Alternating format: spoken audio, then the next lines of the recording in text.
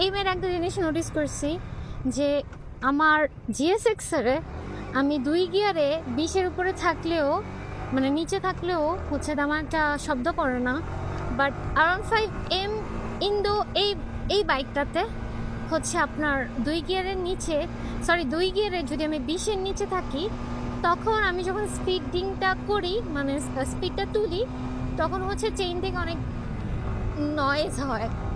তো এই কয়েকদিন ধরে এই জন্য 1 গিয়ারে মানে একদম প্রপারলি গিয়ার মেনটেন করার অভ্যাস করতেছি, যেটা আসলে হয় না।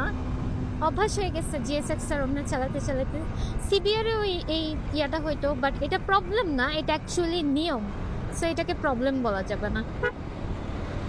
আর হানি ফ্লাইওভারে মোটামুটি গাড়ির প্রেশার বেড়ে গেছে। আর সেদিন দেখলাম যে একটা বাইক অ্যাক্সিডেন্ট করেছে, এই যে এগুলাতে অ্যাক্সিডেন্ট করছে। ওরা চলে যাবে ওর কাছে।